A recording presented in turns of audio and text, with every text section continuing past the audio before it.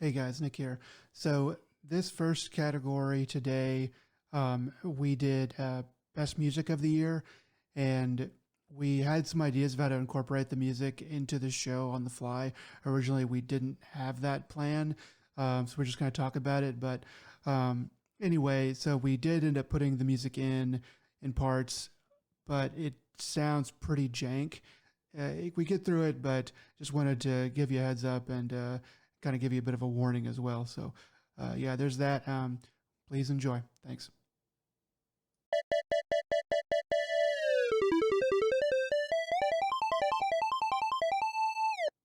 Hello and welcome to another Dead Pixel. We're a podcast about video games, anime, entertainment, life, a little bit of everything in between. I'm your host as always, Joe, and with me, the gentleman who knows the true meaning of Christmas, Nick. How you doing, Nick? How many of these do you have? Do you just have, did you write a bunch of these? Because we're like doing podcasts like consecutively. So, we're doing a lot of podcasts really fast. So, anyway, that true meaning of Christmas is, you know,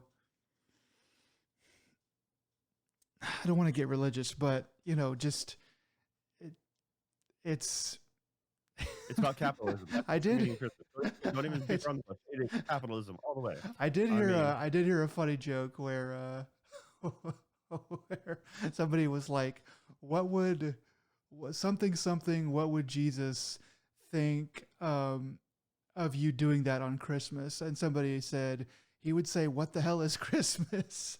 that was me. That was me responding to what was the comment about a couple years back when the Times Square tree caught fire, and one Okay. of the instant news anchor got really angry, Oh and yeah. like talking about it being a terrorist attack, and be like, and talk about how it's a Jesus, like, oh, God would or Jesus would be angry, and I'm like, the comment was Jesus would be like, what's Christmas? Yeah, that's exactly what that would be. So Did you say that on the podcast? no, I didn't, but I did Okay. now. Okay. So I totally forgot that you were the one that told me that. That I thought was really funny. so yeah. so I don't know. I don't know, man. You know, the meaning of Christmas is literally, objectively Christ. But that can mean a lot of different things to a lot of different people. So um It's this. It's the general blanket term of a time of year where you're supposed to be kind and we're dirtbags to everyone else, but for a little bit, maybe we should be just a little nicer to people. Just so that it doesn't matter the religion, the time of year. Maybe just not be as big of a dirtbag to everyone else. How about that? Um, that sounds you know, okay, I guess. Yeah, it sounds fine. Yeah, so yeah, I'm good. How are you, Joe? Uh, better than you, despite having far lack of sleep. But I mean, we have been recording back to back, as you mentioned, morning and evening and afternoon, Yeah, but because it's like really early morning and the AM, early AMs, and then like after lunch, and now it's almost the almost the AMs again. So yeah, we're doing good. So, despite sounding pretty loopy, we are now recording day 3 of Game of Year deliberations, and the big takeaway is going to be we're focusing on uh, best music and was that best writing. So Nick, why don't you tell us what candidates we have for best music? okay.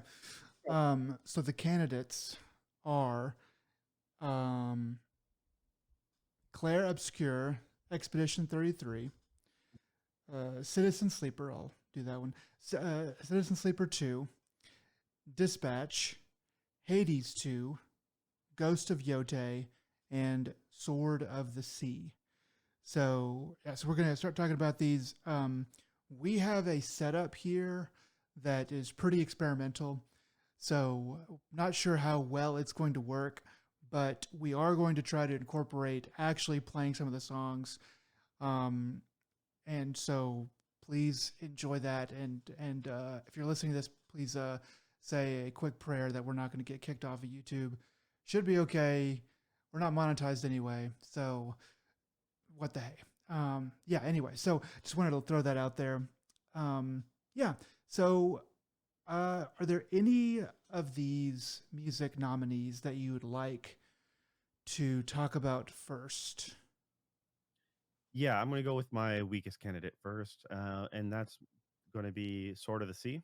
Okay. Uh, it's not the fact that it's bad per se. It's just it's doesn't leave. It's nice. It's good. It just doesn't leave as strong of a memorable mark as some of these other candidates here, or nominees, I should say. But I call them candidates, whatever. So it's once again, I'm tired, and Nick has driven me to drink again.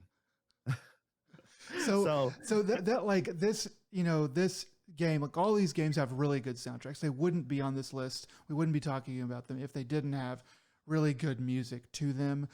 This is just it's kind of a murderer's row, more or less, of uh of music in games, and Sword of the Sea is really punching away above its weight class to just even be nominated. I mean, it's a 4 hour game.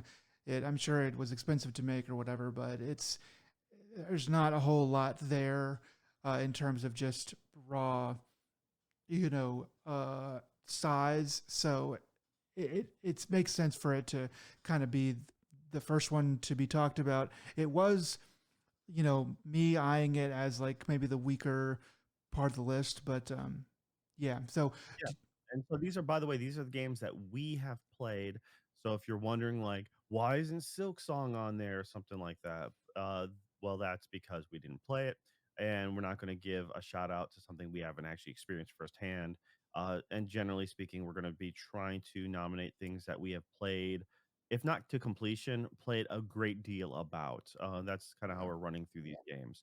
So, uh, on that note, the reason why I have Sword of the Sea on here is because it fits very well for the game that you're playing. It's kind of sets you in the mood, and the only real detriment it has is it comes from the lineage of like Journey and Abzu, and unfortunately, it's in the shadow of what came before it. So it's doesn't hook me quite as well as those other ones did, but I enjoyed my time with it, and it's pretty great, like just chill or just like mellow music. I didn't feel like it was and so when I'm playing the game, it helps set the piece and you're really uh pulled in, quite well. But am I going to really listen to this outside of the game? I've not had anything stick with me to that extent, but I just remember while in the game enjoying my ride. okay. So, I'm gonna play a track from it. This is one of the earlier tracks, I believe. It's called "From a Drop of Flame." So yeah, let's. Here we go.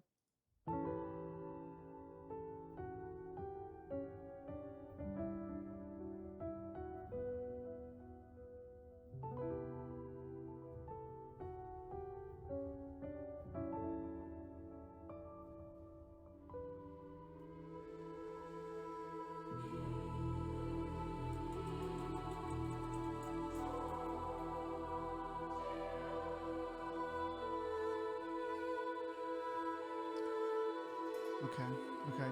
I'm gonna fade this guy out, and then another one here. This one is called. I think I'm gonna pronounce this wrong. Cor Unim. So let's give this one a listen as well.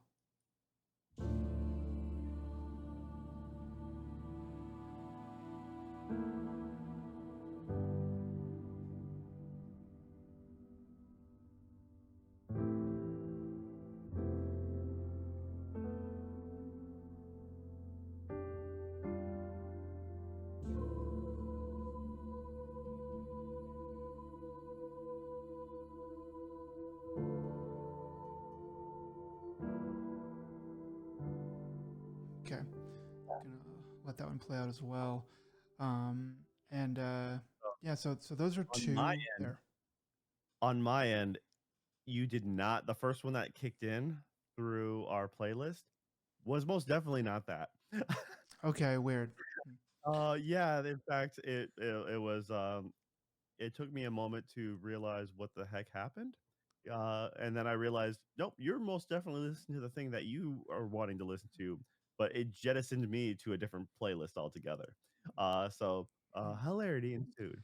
Well, And when you click the second song, I just had to click along with it, which is fine. okay. Uh, Now, as far as your recording, it should be fine. But if we ever have to use my recording as backup, you're gonna dub over that, I guess. So it'll Yeah, be that will interesting. be very. That would have to be. I'll be very confused, but that's all right. That's all right.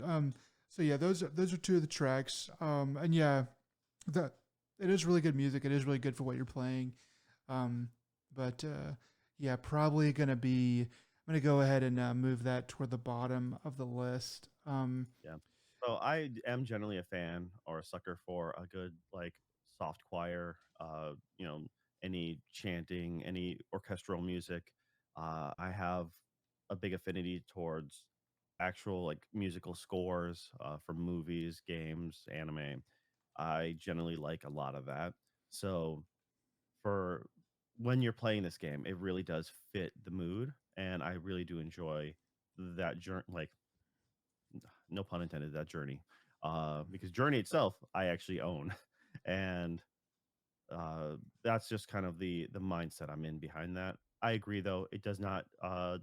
It Removing it first is fine. It's still, you know, out of the games I played, it's still one of the ones I wanted to nominate, but I am happy putting it down there. All right. okay. So I think that we have a lot of really good. I mean, that's probably the only one that's going to be fairly easy out. So I found the music from Ghost of Yote to be very good, but I didn't find it to be as memorable as the music from Ghost of Tsushima. I thought it was a bit more subtle, and I really think it's really good, but I I just as a soundtrack of what's remaining, I really probably won't ever intentionally listen to it again, or at least I'll be the least likely to listen to that one again. All these others I um pretty much actively look for. Um and yeah, so that's I'm just gonna throw that out there. I don't know how near and dear it is to you. So actually, it's one of those weird things is I actually prefer Sword of the Sea more than Ghost of Yote. Uh, that's Ghost of Yote was good, but I also had a weird issue with like the juxtaposition for some of the Western themes. Like they kind of tried to play into it. I just felt it was a little jarring.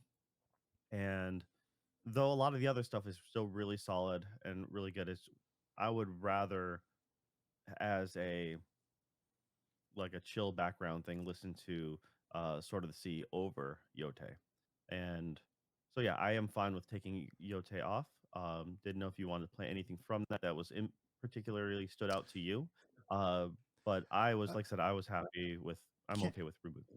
can you try to let's see if this works? Can you try to play the Ghost of Yote song from the Yes. playlist? And let me know when you press play. Okay, of course it's broken, so I'm gonna go ahead and press play on my side. I believe it's a very slow up. There you go.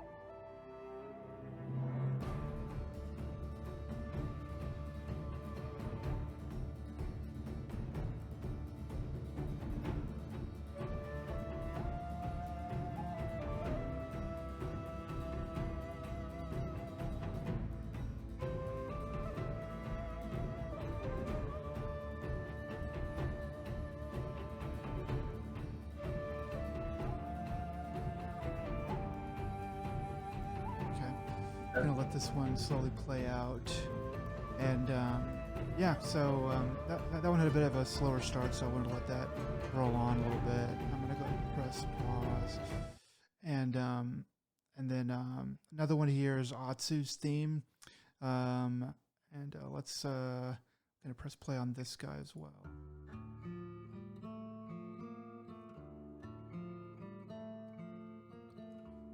我が身の身生きるはなぜ神を見守れこの我が試練傷つきし我が心差し込む一条の光恨みはそれにさえ背を向ける情けを闇に封じ込め重い鎧をまとい天に誓う届け心の叫びよ悲しみよ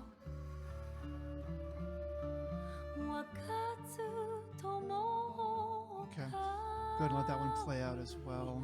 Yeah, so those are two different ones from Ghost of Yote. I really liked, there's pretty immediately you can tell that with Ghost of Yote, they were going for a Western feel. A lot of those Western movies kind of were samurai in nature, and so I don't. So honestly, it may just be my American brain kind of seeing it, but I think those two genres do but borrow from each other pretty, or at least the Western did borrow from the samurai movies pretty heavily. And anyway, at least to my American brain, it had a very Western feel, and a lot of the songs also reminded me of that as well. Though I think you can see that from or hear that from both of those there.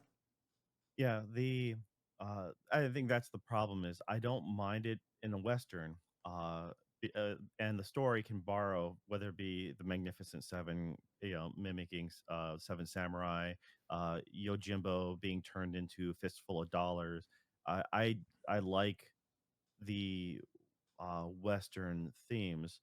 Having it go in reverse just doesn't quite work. Kind of like if you had a shamisen or a koto playing in an old Clint Eastwood movie. It just Mm, doesn't, for some reason, it just doesn't click with me as well. Because I really do love the old spaghetti western, uh, you know, songs. But when it comes to, I would almost be more okay with having a western theme playing in an older like 80s yakuza film, mm, because the soap opera drama like mentality of those films, that would almost fit better. Though not saying the music is bad, it just didn't fit as well to me. Though I remember it being really unique. While some of the songs being played, you were able to choose the lyrics that were coming through at that moment. uh, it was a little jarring, but at the same time, it was a fun experience. And I think Ghost of Yote is very good for what it does. I just think those lyrics, choosing the lyrics reminded me of Jen Sakai picking his haiku poems, like mm.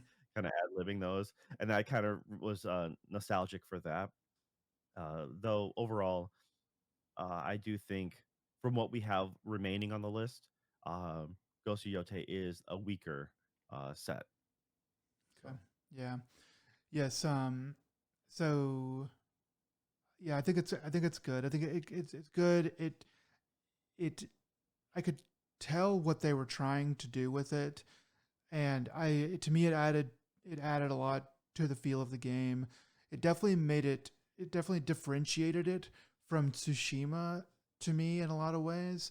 So I was glad to hear that, not because it's better or worse, but just like, okay, this game is, they've got a lot of the same things, but they are giving it a different feel through the music just a little bit. So I appreciated that.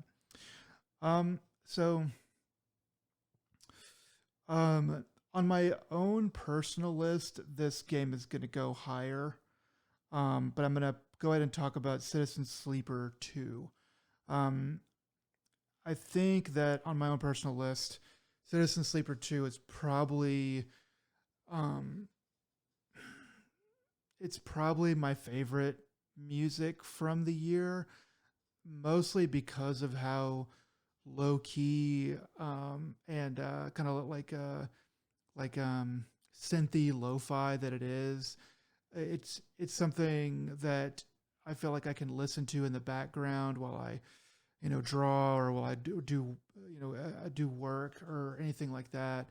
It's very pleasant, and I think that in a game like Citizen Sleeper where you have to read a lot, it it's really doing exactly what it needs to do, both by being good and fitting the scene and the feeling of the game just in general, but also not being too distracting because if you had the music from Dispatch, which we'll talk about in a minute, but if you had the music from Dispatch or even from like Hades, um, in Citizen Sleeper 2, it really wouldn't work at all because it's just too much going on either lyrically or just um, or instrumentally, that it would be distracting from all the reading that you're trying to do. So yeah, I thought that it really fit really well. And um,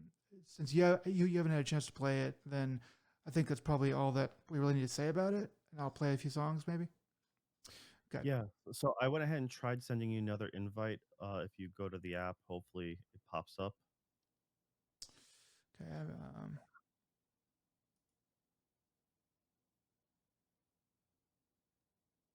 Yeah, I'm not seeing it. All right. Let's see here. And okay, you might be able to send me the link then if you or send me an invite from. Start this again, and so here's another one. Should be that second one in the Discord chat.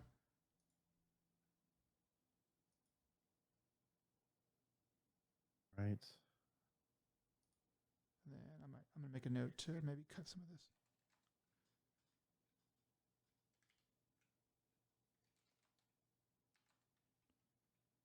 Okay, you joined the jam. Okay. All right, so let me try to play a couple of these. This is going to be Starward Vector, which is kind of the subtitle of the game as well.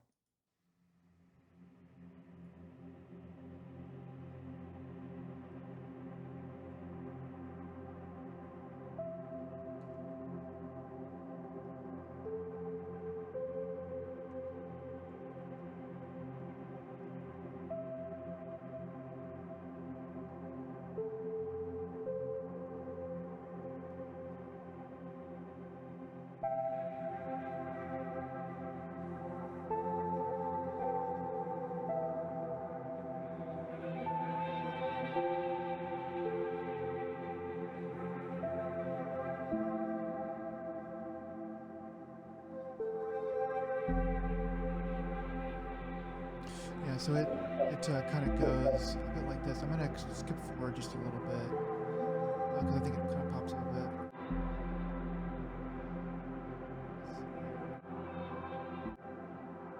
Okay. Less than I thought, but still, that's the general idea there. And then I'm going to play another one called, a few more, but this one's called A Different Sun.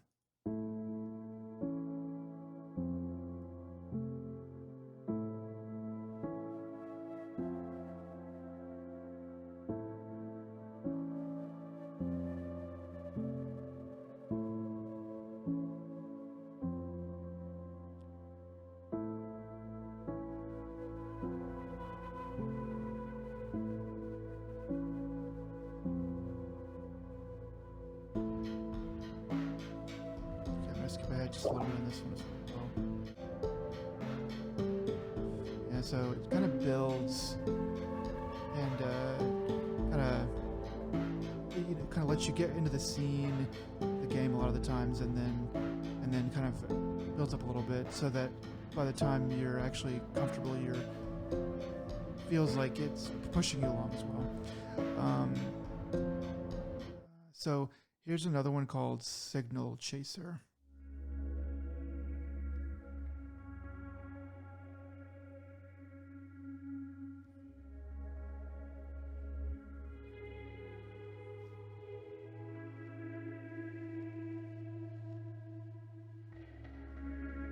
Let's skip ahead just a little bit here. I think it's going.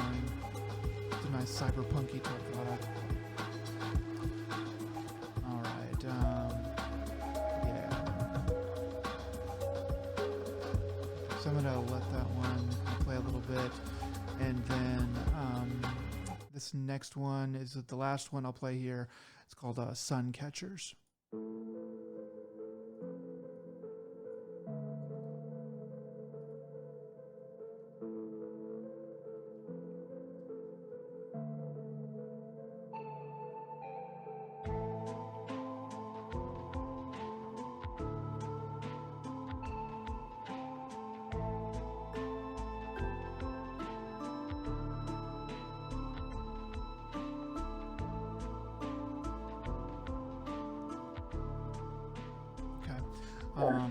Good deal. So I'm gonna let that one play out as well, and yeah. So for this particular soundtrack, and I believe the first Citizen Sleeper as well, the composer is a guy named Amos Roddy. So I wanted to kind of just make his name known.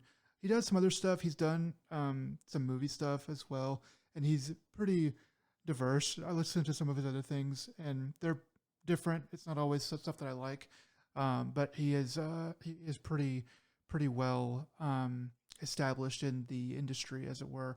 And then I'll go back, do a little bit of retconning here, and just wanted to mention that the Ghost of Yote tracks we listened to, composed by Toma Otowa, and then for Sword of the Sea, the composer was Austin Wintory, which I feel like is that the developer as well? I feel like I've heard that name.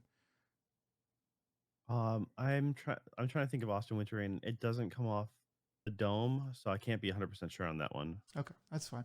Anyway, I just wanted to make sure that we said those as well. So yeah, so go ahead and place Citizen Sleeper 2 there. Really fantastic soundtrack, and the first game had a great one as well, but both of them are pretty near and dear to my heart. Yeah, without a doubt. I can see it really does help set the tone and the mood. Uh, Similar that I don't have on this list, but it's you know for Stories from Soul, Mm. the Gundog. It's like because it's going for a certain age, a certain vibe. It's going for PC 98, an old system. The music is kind of it fits that tone really well, and it's almost in that case it's like it's fun music for the piece, but it's almost sound design in that aspect and that's why I didn't really bring it to this. But when it comes to Citizen Sleeper, you know, when you have a game that's pretty text heavy, you got to have the right mood as you're reading. In case when games like that get tense, you have to have the right mood to the music to help intensify that, even though you might be reading it slower than someone else would. But having a faster paced music, having a harder beats, or that it really does add the extra layer opposed to just reading it like a book. So it's part of the experience. I can totally see why you have it up here. I think uh where you're putting it is the right spot, and I don't have anything negative to say about that. Okay. So I need to get rid of this part because I copied instead of cut. So I know what I would put next, but I want to see what you have to say, Joe. What do you think we should? Sorry, you were saying Austin Wintory for what part again? Because you had cut out earlier when you were speaking about Austin Wintory. That's all right. It's Um, for Sword of the Sea. yes. Yeah. So yeah, Austin Wintory was the yeah, Sword of the Sea, but also like Journey and Flow, stuff like that. So Okay. once again, it's kind of uh all good stuff, but Journey is the one I own. That is um okay. Now I guess for the next part, because you've been talking about most of these, um, I think I'm going to have to go with. I'm going to bring up Hades 2. Okay. Uh, Uh, now, what were you thinking? Were you thinking something else? no, I was thinking Hades too. So, so this is there's a lot of there is a ton of people that are involved with the creation of the Hades 2 music. But the main composer on a lot of this stuff is Darren Korb. So I wanted to say that at the outset. There's it's Aaron Korb, to flat out say it, he's one of my most favorite, more modern composers of the last, I don't know, uh, 10, 15 years or something like that. Uh, he hit hard with me when it came with Bastion. Bastion was one of my favorites. Uh, so much that I ended up getting two copies of the vinyl. So one was on my own accord, and one was you knew how much I liked it, and you sent one my way. So I'm like, I have one permanently sealed, encased in a frame. So yeah, maybe one day we'll go to a con. You can get Darren Korb to sign it. I also own the Hades 1 soundtrack, and that's also multiple vinyl. I I think Darren Korb is amazing for what he does, and the vocals that come along with some of the songs. And I am forgetting the main lady who does the accompaniments in a lot of the stuff. Is She does a very good job about being like haunting and ethereal almost. Uh, the the music in Hades 2 is really good.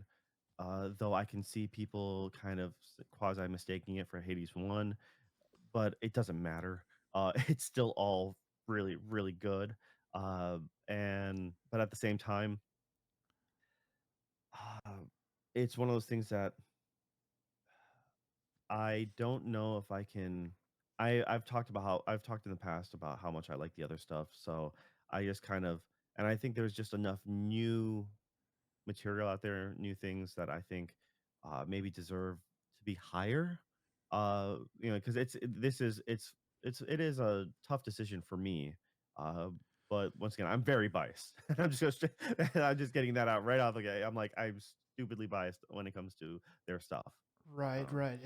It's a very good soundtrack, but the knock against it is that it is similar to Hades 1, which is sort of the whole problem with Hades 2, with everything to do with Game of the Year, is that it's a very good game, but it's an iteration on an amazingly good game. It's just a better version of a game that was already like one of the best games of the year. So there is like a little bit of a you know, um, you know, there's just always going to be a surprise factor when it comes to game of the year stuff and all that. So I guess we can play a couple songs from this. I'll play at least two here. We might go to another one, but yeah. So this is Coral Crown from Hades 2.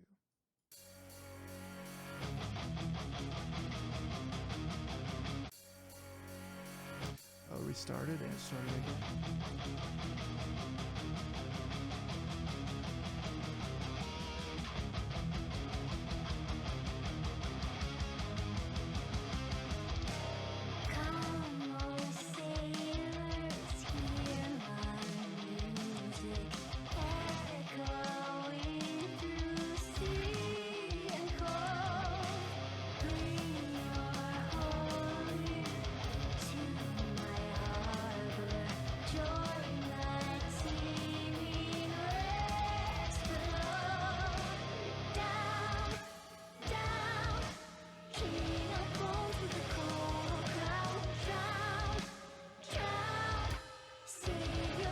let that one play out a little bit.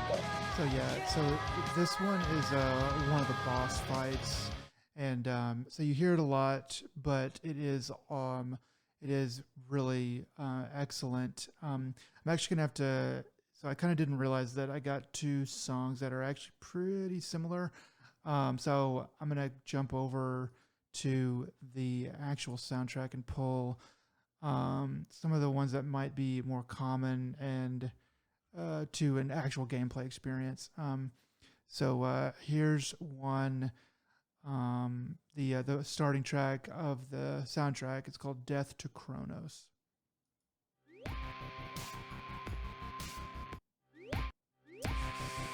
Spotify, gotta love it.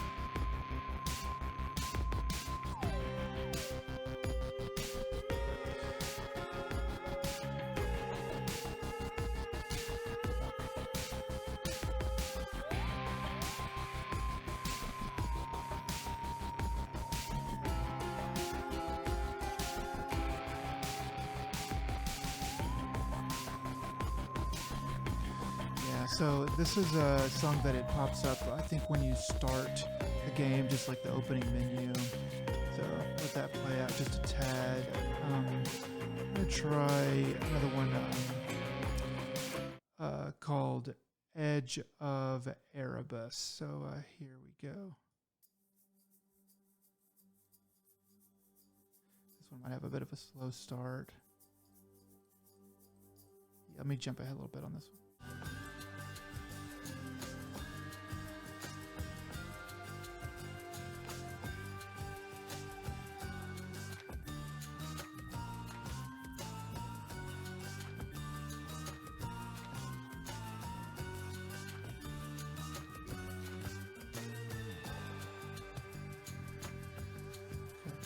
And then I'm gonna let this one fade out just a bit. And then I'm gonna play another one. This one's called Song of the Sirens.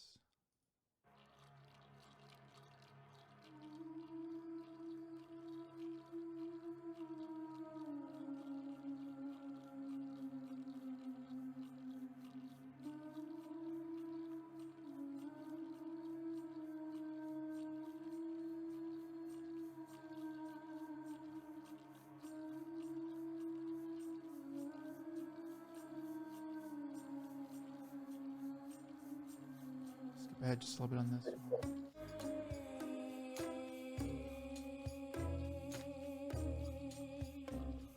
And then again a little bit more.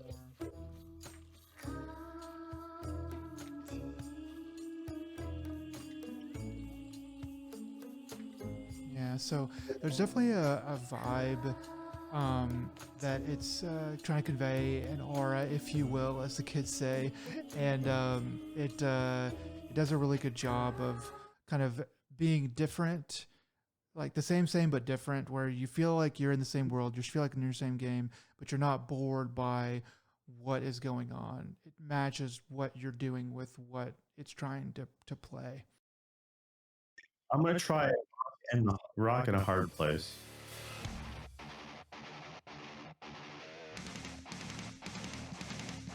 Look what washed right up onto our shore. Maybe you're all out of luck. Not enough, you said you wanted more. Careful what you're wishing for. Whirlpool sucks you in. I'm gonna jump about halfway.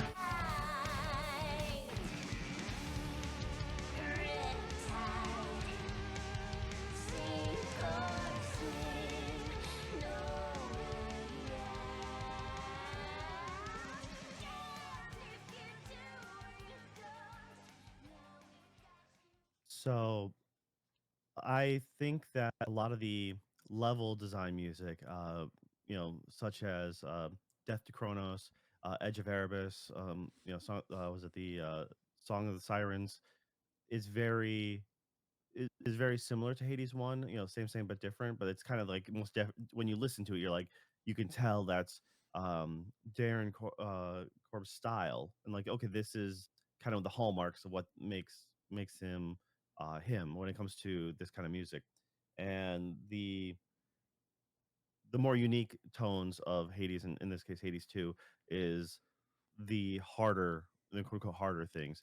I almost wish it'd go even harder, because like when you're hearing like double bass and stuff like that, I think I it has the right vibe, and you're starting to jam and you're starting to bob your head, but I kind of still want it to I still feel like it's at a like an 8, and I still want it to it doesn't have to go to 11, but it can most definitely go to 10. That So Yeah, that's sort of my sentiment. Is that there is a lot of this music that I was like, yeah, it goes hard, but I feel like it could go harder. There's places where I was like, yeah, but you got to give me a little bit more oomph on the crescendo. You have to just like, there's got to be like a sweet spot to the song so that if I can kind of line things up in the game with that, then, it's even more awesome.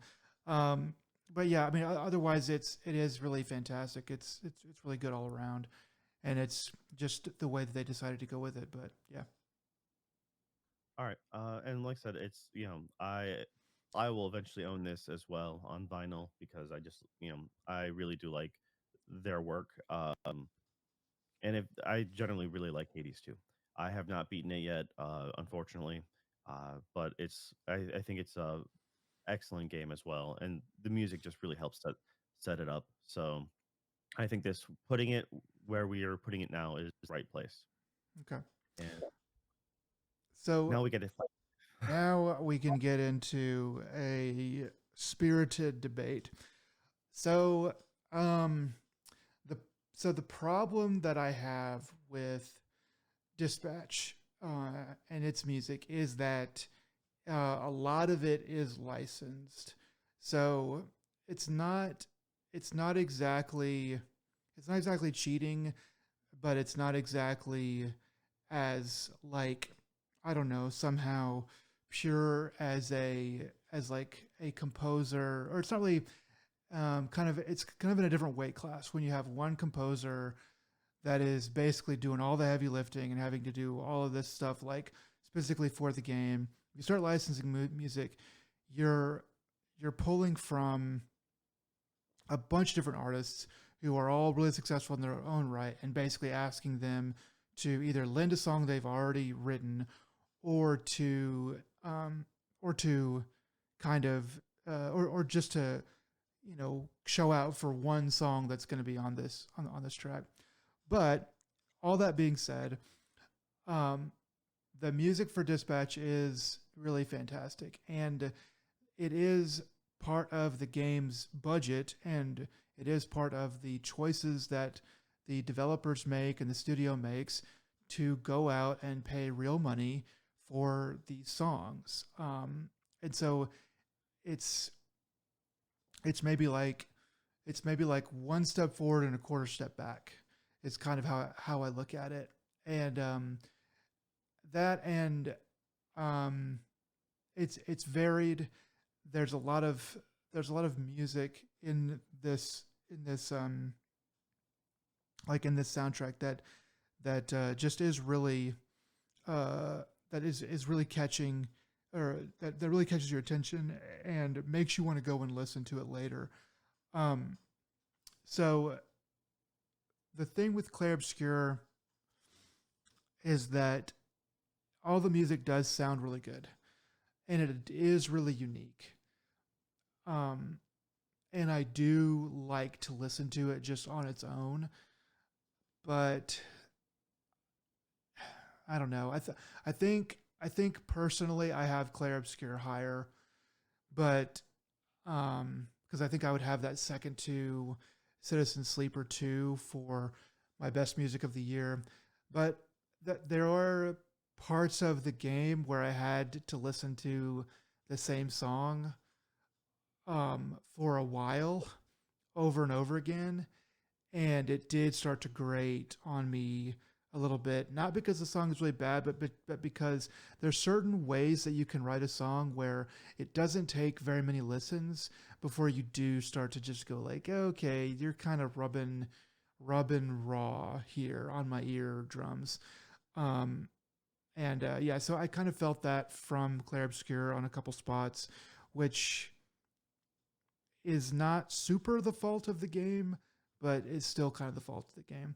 So I think I would be okay with putting Clair Obscur as the final runner up and having Dispatch be the granddaddy of the music category. Okay, cool. I don't have to draw blood here. All right, great. Because I will make you bleed. The Now when it comes to Claire Obscure, it's a great RPG soundtrack. It does a lot of things really well. I mean, the it has the full it's it's what you want from and like a epic journey, right? When you're just listening to it on its own. Now, when it comes to Dispatch, this kind of fits in place of just the right. I'm just gonna go based off the actual score. Okay, so and then I'll get to the licensed music separate. As far as the score goes, the score hits as hard as it needs to, as in it sets the mood, it finds the tone. You find yourself like uh falling into the rhythm and jiving with it, and then it really just like from the very beginning, uh, when the mood of going when you first meet uh, Robert, and then you're going into the factory. Uh, and as you start to fly away, as the mech explodes, and as you start to fall, I mean, you're hearing these mood pieces like, okay, this is hitting in a unique way. This is setting the mood, and you're kind of like, I am ready for this. As different key moments happen, you're like, yes, you know what you're doing, and I it's on the same it's on the same vein of like Citizen Sleeper, where it's like, oh yes, this is most definitely without this accompaniment, the scene would be far less. You may not necessarily notice it, uh, but I did, and the people because I had the experience of playing with this with other people, they noticed it as well, without me being like, "Listen, see this." No, they picked it up on their own because I tried keeping my mouth shut as much as possible, not to ruin their experience through it. And when it comes to licensed music, I I feel your argument and I have a disdain for a lot of kids movies Mm-hmm. that have license like DreamWorks, the Shrek films or the movie Sing or something like that, where they're just like, this is just a long music video for a bunch of other stuff. Now, there is a way to weaponize licensed music in such a way that it hits harder than it could ever hit. Um, Bringing in the Green Hornet theme for like Kill Bill or something like that, right? It was already known to a whole generation of people. My generation, very few people my age or younger would know the Green Hornet theme, but they all know it from Kill Bill now because they used it in such a fantastic way that it fits. Um, Something like so a good soundtrack will elevate and bring music to a whole new group that may have never heard it before, and that's fine. Now it's when you use a mainstream song, especially a pop song, something that everyone knows, or in the one of the biggest, any ACDC song, I was gonna been say done. if there had been one freaking ACDC song on this track, on this track list, it would have blown the whole thing apart. That's like the Marvel movie thing to do, where it's like you're Iron Man. It's multiple, Highway to Health, what was it? Not Red Lightning, but that's Metallica. But it plays I know which one you're you know talking about. Shoot to Thrill. Thunder. Yeah, shoot. There you go. Yeah, so it plays. Like you hear it and you're like, okay, it fits the rock and roll Tony Stark motif, whatever. But it's also done to death. In this case, um, it also worked really well for. It brought music that I didn't know personally, which was a treat to me. The In the case of the voice actress for Prism, uh, you know, known as Thought Squad. So playing multiple songs of theirs makes sense because that character is she's they're playing themselves but as if they were projected as a superhero, you know, and that makes that fits in a really good way. There were songs that also tonally just fit the vibe it was going for, like because it's though it's a modern setting, it also has that nostalgic throwback. If you saw DeLorean at any given point, you're like, yeah, okay, that checks. You know, like you really Yeah. wouldn't have batted an eye for that for somebody in that world to have a freaking DeLorean. Okay, um, and so for them to play like was it Bershi Radio during the party, you're like, okay, this fits the vibe, this fits like the mood. Um, and I'm okay with this. Or later on, there's Homeless in Heathrow, the song, and I didn't realize the artist was Fart Barth, and which then it dawned on me like that was the name on or the thing written on the dumpster in the very beginning. It's like why would people write like someone write these two words together, you know? And it's and I It's when I discovered that I'm like, oh, that's super funny because you so know like I said, I didn't even know that was a an existing musician, you know. because yeah, of course it should be. So yeah, the difference between the way that this game does use licensed music and the way that a big time, Marvel, Disney, DreamWorks movie does it is that the big names like that, they're doing it because they're lazy and because they're just trying to get your money. And so they know that they can get the most dollars by playing the song that everyone's already heard. This this game is going out and getting songs that I'm sure there's somebody out there who's heard all these songs, but I hadn't heard a lot of these songs. I might have known that Thought Squad was a already an artist or a person.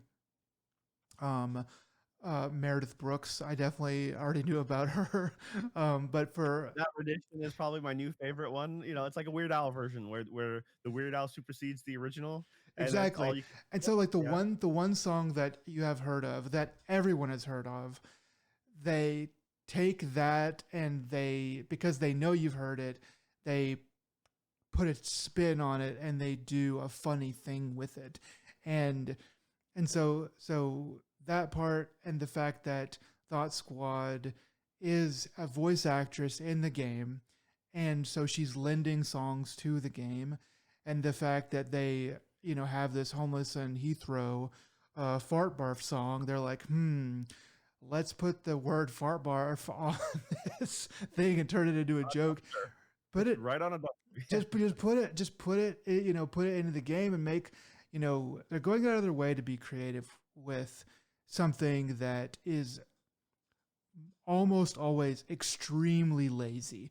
Not always, but by and large, most times when any kind of movie or show, which is what usually does this, but when any kind of movie or show uses licensed music, they're doing it because they're kind of lazy. Um, and this game is really kind of doing the opposite. So yeah, I think I think it's really good. I would like to listen to a couple Claire Obscure songs to kind of give them some of their flowers, and then come back to Dispatch if that's all right. Oh, that's absolutely fine. The other thing is, I mean, now I do. Uh, you know, it's one of those things that when it comes to also picking music that's famous, you know, it's just I'm a big fan of classical music, but it has to be done so well if you're going to use like Claire de Lune again for the upteenth time, Mm. or you know, like Canon in D, or like Beethoven, or like Fifth, or something that you need to stop using it is what you need to do. But because it's like you know license free royalty, like and people. That's the thing is when you have something that everyone knows, it automatically sets a tone, a mood, just like ACDC stuff or anything like that. You know, like you know what to expect. You kind of already hit that nostalgia mark. And so when you do something like, you know, the Trolls movie or something like that, where it's nothing but, you know, pop songs back to back. Now, if they make something new from a current creator, I'm like that's respectable because they had something commissioned for said film by someone well known. But yeah, it's just one of the things that they did the licensed music well.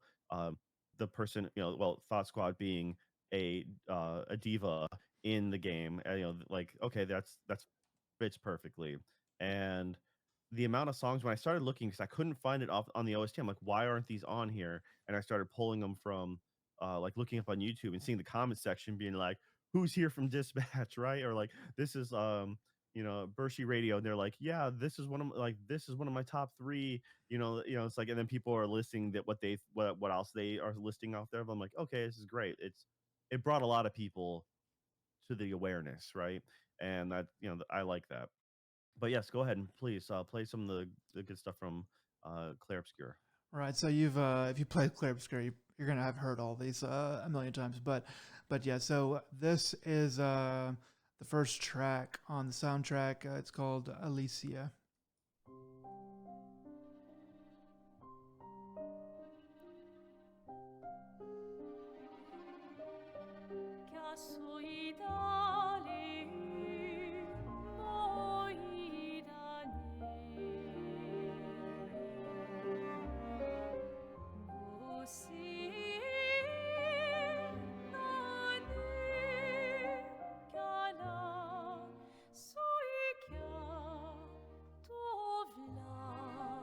Yeah, so very, very beautiful, very reminiscent of the old school JRPGs, which, the developers did talk about how much they love those. So I'll just play out just a tad. It's like it's the same reason why we really liked Nier soundtrack, right? Yeah, in some ways, Nier's definitely different. But let me just, I kind of wanted to let it get to this point, and kind of it rises and has a really nice path that goes on. But yeah, I'm gonna go ahead and let that play out. Yeah, it is. There is a Nier sort of aspect to it. I'm trying to think of some Nier songs. I guess being in a foreign language to us, it does kind of give some of that vibes as well. Next up is Lumiere. This is a song that this is the one song that kind of got stuck in my head, and I heard maybe a little bit too much.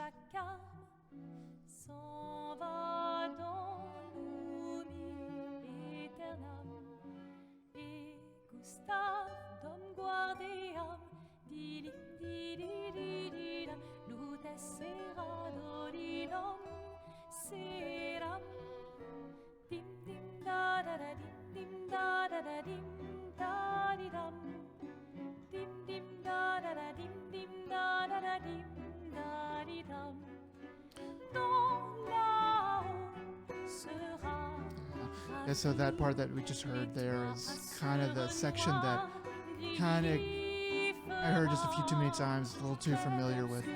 But I'm gonna let this play out here just a little bit, and then yeah. So it's a fantastic song, and just it's a kind of an earworm. And there's a lot of music that is a little bit like that in the soundtrack. Not usually quite so forward, I would say, sometimes as that, but still really good. There's one more song that I want to play, and I'm going to play all 11 minutes of this song. So get up and go to the bathroom, take a nap if you want to, Joe. I'm just joking. But this one is very different than a lot of the other ones. I'm going to go ahead and press play. It does get quite epic. I skip through here in a minute and try to find some of the more epic points. It's called Une Vie Ta'amir, or Ta'amir. I don't really know French. It's pronounced Bob. Oh, dang, sorry.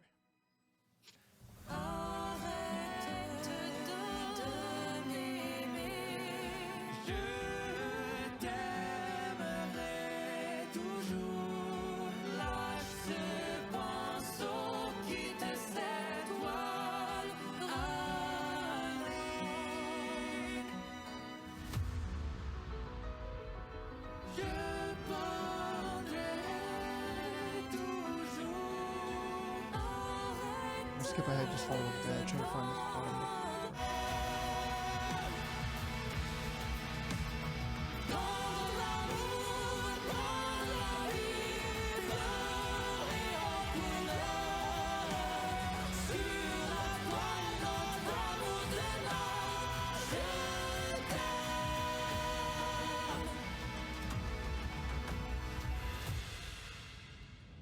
A little bit more.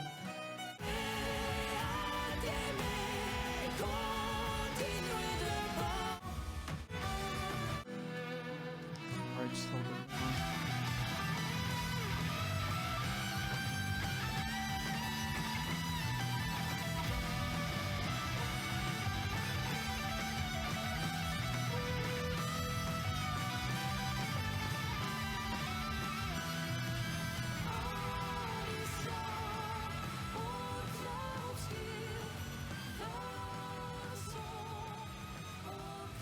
Okay, so now let that go ahead and play out just a little bit. But yeah, this song is toward the end of the game, and it's toward it's in some of the boss, final-ish boss battles, and when they do kind of rip it out, it's pretty awesome. You're like, okay, I'm jazzed, I'm juiced up to do this, and so the game kind of does that. It gives you something good, and then it amps it up, and then it gives you something good, and then it amps it up, and then at the end they really have even more that they have for you. So it's pretty amazing, really, what the small studio that made this game was able to do, just in general. So yeah, a lot of really good music in Clair Obscur. Without a it deserves all the acclaim it got, and it's one of those games that once again it truly encapsulate the vibe of a JRPG. So I can't really, or just an old school RPG. I can understand where they got their inspiration from, and I respect the execution of what they did. So yeah, hands down. Okay. So let's listen to some stuff from Dispatch. What do you want to try to listen to first? All right, let's start out with just the opening Mecha Man, Okay. and start off soft, and then kind of move our way from there. Okay, I'll go ahead and press play on Mecha Man.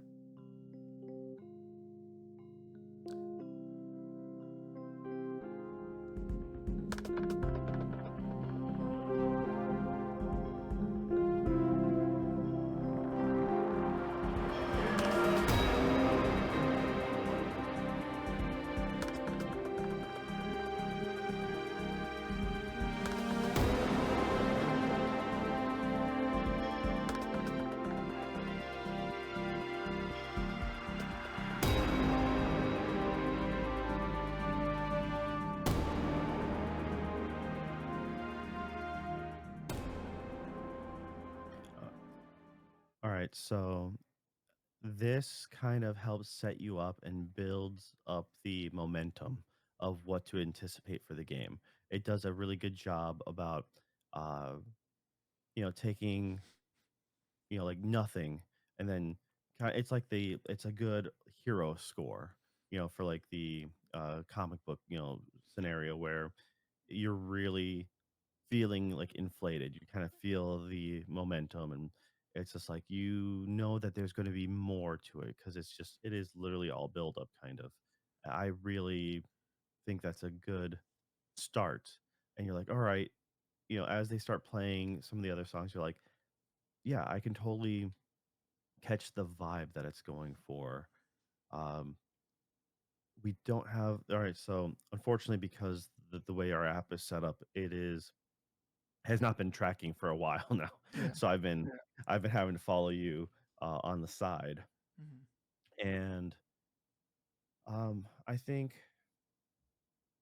this kind of goes. It's a little bit of music meets sound design too, as well. Based off your choices, you can you will meet certain scenarios under different uh, pressure. And so one of the things you can do is if you choose a certain route, when you first meet Phenomenon, the tone and the music score in the background is two very different melodies. Uh, if you choose one path, it's like, oh yeah, it's kind of just lighthearted. Like here's this Superman-esque figure flying down, and it's kind of like a ray sounding like kind of like oh kind of as he comes down. You're like, okay, this is pleasant, not really too anything. But if you choose a different route, your first interaction with him is this harsher, industrial bass tone, and it's something like a creepy ticking in the background, and you're like, oh, am I in trouble? Is this going to be, you know, Well, yeah, it's awesome because it's the exact same scene, but but the preceding scene, depending on what you chose to do, is one way or another. And then so that feeds into the exact same scene, just with a different musical tone. And with those two little changes, they're able to completely change the tone and feel of that whole scene. And then and then proceeds to the credits of that of episode 2, which is because if you choose, I feel like it's meant to be chose. The one decision is meant to be chosen because of the high tension and anxiety given by the music playing. It rolls into the song Pound Cake so much harder. Pound Cake comes in hard anyways, just out of nowhere. But because you have this amped up, amplified musical tension in the background, when you play it, you're just like, I wasn't expecting a song like this in this kind of game. Full stop. Just not expecting this. And then you're listening to it and you just instantly like jamming to it, but at the same time, I'm like, this is so weird, but I'm really okay with this. yeah, the So choice that you make sets it up even better. Well, so depending on which choice you make, there's one that both are fine, but there is one that sets it up even better. So yeah, I'll play Pound Cake by Thought Squad starting now.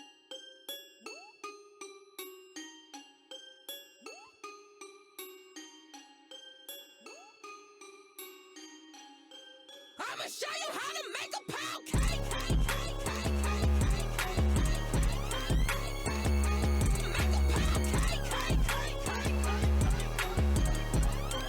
I'ma show you how to make a pound cake. Make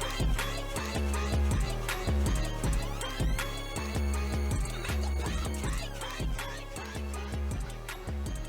So yeah, it feeds into that song just like right at the perfect time to make it hit just right, and it's pretty fantastic. yeah, and that's unfortunately, some people just won't ever get to know it if they both just play it through one time and they just happen to choose a different decision in the beginning. Um, the Once again, it's a song that I would never have picked like just randomly. I would never, I just unless if the algorithm just dropped it just right, I would have never come across this. And to introduce me to it, and for me to like, I really like it. At the same time, it also fits somehow, even though it's jarring and it's out of left field for this game. It fits the game so well in its own weird way. Uh, I feel like a lot of the music though really gets under your skin, like in the sense that you're in the here and now. It really is a good soundtrack. I guess that's all these games we've listed. A good soundtrack will elevate the game play as a whole.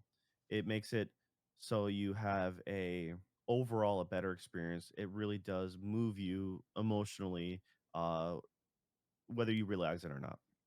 Now, uh, like I said, the only real downside to Clair Obscur is depending on your situation. If the music is playing in loop a lot, Mhm. that's an RPG thing, not just a Clair thing. That's Mhm. um, back all the way. Any Final Fantasy game. If you go into enough battles enough times, you're like, I am sick and tired of this battle music. It's I'm sick and tired of the hero, the winning fanfare, or hearing certain things. Certain songs you won't get tired of, but even to this extent, so many years removed, One Wing Angel nowhere hits as hard as it used to because it's been just done to death. Mhm. It's still a great piece, but it But also nothing it's just like the first time you heard it. It's kind of like Stairway to Heaven. It's like, man, if you like actually just haven't heard Stairway to Heaven in a long time, and then you go intentionally listen to it on like a good sound system, and you just kind of think about you're like, God dang, this song is really good. It's just been played so many times that I don't even think about it anymore. And I've never had that issue because of the pacing of Dispatch. Now, once again, it's a different kind of, Dispatch, as far as sitting down and listening to the soundtrack, is the score itself. I think it fits in a lot of the similar vein as something like your Citizen Sleeper, where it's just like, yeah, this is just really chill. I want to listen to this, kind of the vibes it's giving me. This fits. And now with the lyrics, the lyrical songs, it's like, okay, this all hits very different. One of the let's see. I think I'm gonna tell you to go with Bershi Radio. Okay. So this is the song that plays during like the house party scene, Right. and it's meant to have a certain vibe to it. Yeah, I'm gonna go ahead and press play on Radio by Bershi.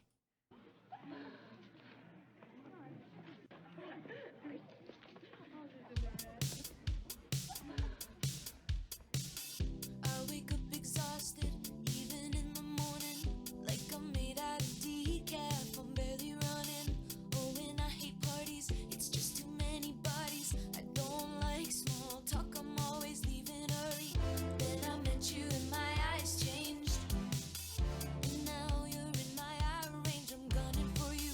You changed my heart in a big way. Now every day's a celebration, and I wanna say, when you're around, it's already alright, like a radio.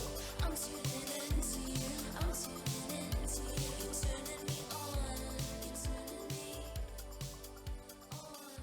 And I'm my own person, not like I need. Yeah. So sometimes the songs like they're not just there to kind of make you laugh or whatever, or to be like action oriented. They are that they're they're there to fit the scene, and there are scenes in this game that are pretty sentimental, slower paced, or more somber, maybe kind of like unrequited love, or just sort of happy sad in sort of weird way. So like Radio is sort of a song that kind of fits into something that's a bit more subtle than a lot of Yeah.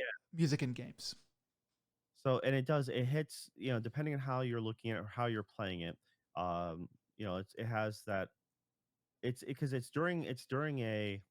It's weird to say. It's almost an oxymoron, but a slow speed montage, Mhm. meaning it's not skipping huge spans of time. It's fast forwarding a like within the couple of hours, gap, and it's showing like the bonding and camaraderie of everybody. Depending on if you're going a relationship route, it kind of shows maybe development in that scenario, and it's just kind of you're having a good time watching just people being themselves, the characters just living their life, at that moment. um so that's a once again, never would have come across this probably any other way. uh but also this song hits in a certain vibe that which I mentioned before, like, hey, if I saw a DeLorean outside, like the apartment, that really it would be like, yeah, okay, that fits. That just makes sense. It's going for a quasi nostalgia factor, but it's not meant. The game is not purposely being like a throwback or anything like that. Uh, they're not going like super synth heavy or anything like that. Like uh, they're doing a good job about being themselves and kind of holding true to what they want to be, which is a little everywhere, but then again, it kind of fits the mood of the team and the atmosphere of the game, because everyone, that's the thing, is everyone is different. Even when you're being introduced to the Dispatch, SDN, they're like, yeah, some of these heroes are not even from like this world, you know. So it's kind of unique that way, and I think it does a good job fitting the vibe. Uh, there's very little song. I don't think there's really a song in here that I didn't like. Um, but it just happened because, like I said, everything happens to be a really nice puzzle piece that just slots into place. Um, Now, I didn't know if there's something else that you wanted to particularly play. I was gonna ask if there was anything else that you wanted to play. I think maybe Homeless in Heathrow for like a little bit, just because we talked about it a little bit earlier. Yeah, Homeless in Heathrow is fine. And I think that one's also a different one that it's just like I wouldn't have thought about it, but Yeah. it kind of came out of nowhere for me because once again, it's just like these guys I just didn't know. Guys, I'll play this for just a bit. This is Homeless in Heathrow by Fart Barf. Here we go.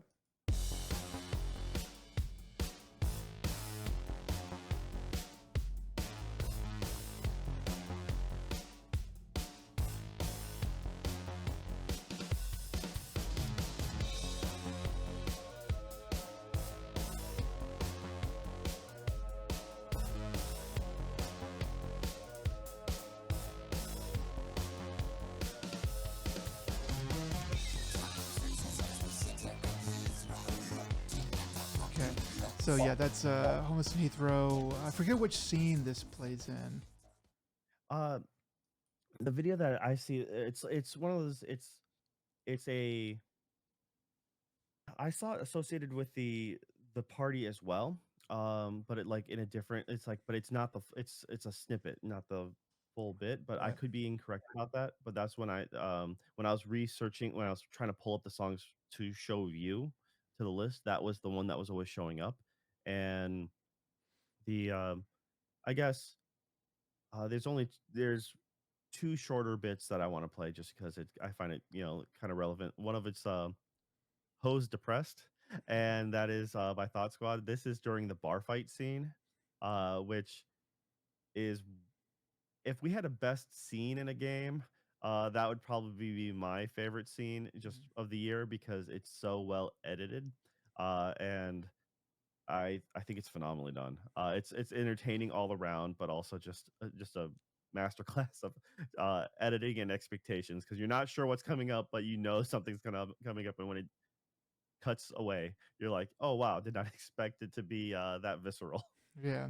Let me let me know if you want to skip to a certain part on this. But this is Hose Depressed by Thought Squad.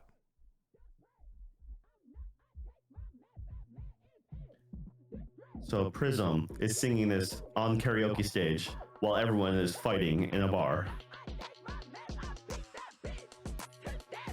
JK, I take my meds. You got the hate and the jealousy. This ain't no Kikos, don't copy me. Hating on me, but you can't even read. I'm popping my pussy when I hit the category. It take a hoe to birth a hoe, your mama hoe and you a bitch. These hoes can't Okay. me.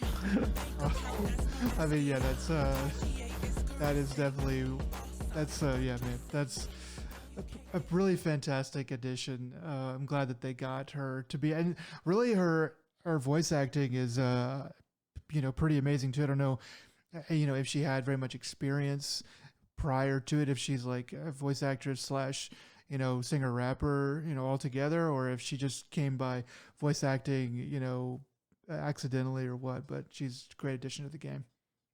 Yeah, and it's kind of funny because it's one of those things that the in the scene in the game, uh, Prism's able to make like copies or clones of herself, out of light, and the music video is her as a cheerleader, but more or less cloned, multiple copies of herself on the field.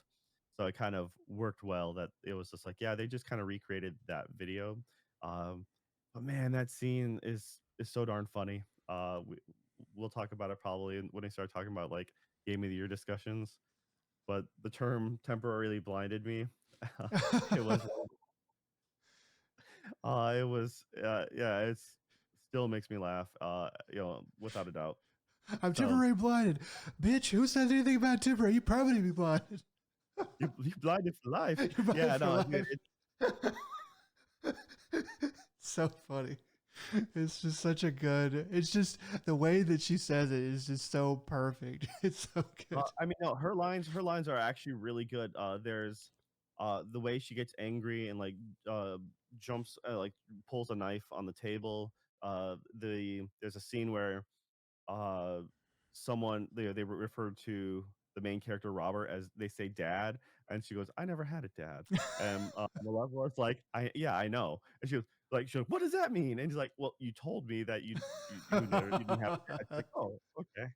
But she gets super like, yeah, it's It's a nothing scene. It's completely a throwaway bit, but it hits so right. But Yeah. once again, that's a different discussion for something else. But and then all right, the clincher, one of the best uh alternate covers is yeah, Flambe's version of "I'm a Bitch." I don't know how much we're gonna play of this, but we should at least play, I Let's don't know, 30 seconds, a minute. we'll see how it goes. Okay, this is Flambe's rendition of "Bitch" by Meredith Brooks. But this is a different song. I hate the world today. You're so good to me. I know what I can change. I can change. I try to tell you, but you look at me like maybe I'm an angel underneath. Innocent and sweet, like sweet and sour sauce. Yesterday I cried. This is the lady in the song of me. You must have been relieved to see the softer side. So soft. I back up, sing for me. I can understand how you could be so confused. I don't envy you. I'm a little bit of everything, all rolled into one. I'm a bitch. My name's Robert, such a bitch whose name is Robert. I'm a bitch, yeah, I'm a bitch. I'm such a fucking bitch. I have no hopes, I have no dreams. And the time All right. and it doesn't even function anyway. Once again, Okay, I'll let it play a little bit.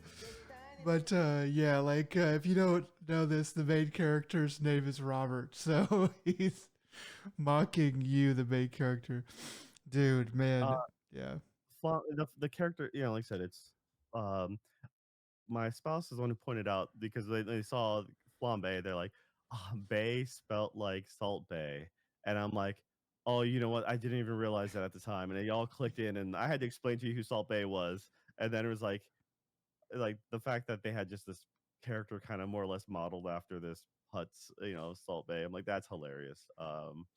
dude, yeah, that that whole scene just had me just rolling on the floor, like a lot of other scenes, but that one especially, it was just freaking hilarious. Yeah. So I think this is the one I would go to more often than Claire Obscure. It's is now, is Claire more epic and grandiose? Without a doubt. And do I love it for that? Absolutely. But at the same time, it's a it's a matter of pick up and listen, pick up and play kind of thing. I would rather hear both the licensed and the score of Dispatch more often than I would Claire Obscure. Claire Obscure, if I'm just gonna be like, dude, I need to sit down, unwind, or I need to like go mentally check out, something like that. I want to take myself to a different place, Yeah, then for sure. Um, but it's kind of like the difference between playing, like deciding to play a major game where like I'm going to sit down here for the next up to hours, or in this case of Dispatch, I'm just going to be here for an hour tops, but maybe even shorter, and then I just play a segment and bounce, and that's okay. And I think for me, where I'm at, this just fits my lifestyle, my mentality at this time better. yeah, So yeah, really, all right. really fantastic soundtrack. So yeah, uh, let's read through the best music category. So, um, starting with the honorable mentions, working the way up. Um, Sword of the Sea, Ghost of Yote, Citizen Sleeper 2. Then the runners up are Hades 2, Claire Obscure, Expedition 33, and the best music in a video game in 2025 is Dispatch. All right. I think everything on there is pretty well earned, and just because it's low on our list doesn't mean it's bad. It actually means it's good, but unfortunately, not what we chose to be the best of this year for what we've played. Yeah, there's a lot of great stuff this year, and yeah, so very good category overall. Yeah, that was fantastic. All right, so jumping into the next category, best writing in a video game in 2025. So the nominees are Claire Obscure, Expedition 33, Citizen Sleeper 2, Dispatch, Hades 2, Ghost of Yote, and Mafia: The Old Country. All right, so um, I have an idea of kind of where I would like this to start, but I will let you throw something out there first. All right. I'm going to do this because I didn't finish it, and that would be uh, going with, I guess, Hades 2, because it's it's not any fault of itself. It's a fault of me. What I did play of Hades 2, I liked, and it's noticeably, it's enough difference about it than the first game. Um, just unfortunately, because I didn't get as deep into it, or I didn't get to finish it. I mean, I'm liking the fact that you can either ascend or descend in the storyline, getting multiple, having those two major, paths you can choose, and um, so they're really good. The whole team is really good about the small banter and the dialogue. Granted, being a roguelike, you're not guaranteed to meet certain people, and this happened in Hades 1, where I'm just chomping at the bit. I'm like, people, please give me who I want to meet. I want to continue my discussions with, like, with X, Y, or Z character, like Dusa. Give me Dusa. I want to. She likes Zagreus so much. I just want to. I want to see her. I just want to see her story come to conclusion, or it's just like, I want to. You are legitimately invested, but unfortunately, in order to have a completionist run with the original, with these kind of games, it's based off of RNG, and it takes a lot more time and a lot more patience. Uh, and as far as the core story, I did not get to, like I said, because I didn't get to finish it. It really, I'm sure, I'm sure I'm not going to be disappointed. I wasn't disappointed up into where I got, but unfortunately, I can't speak for the breadth of it now. Mhm. So I'm just going to put that, I'm willing to let that go on the bottom. I'm saying it's great for what I've played, and I think it deserves to be up here. I just and it's better. What I did play is still better than a lot of what I did finish this year, Mhm. and that's important to note. No, That yeah, just because so, so yeah, the writing in Hades 2 is really good. It would not go on the bottom of this list for me personally. Um, that's fine. I think that Let's argue at the bottom. I don't mind. to me, I did not connect with Mafia: The Old Country as much as these other games. So I'll talk about Mafia a little bit.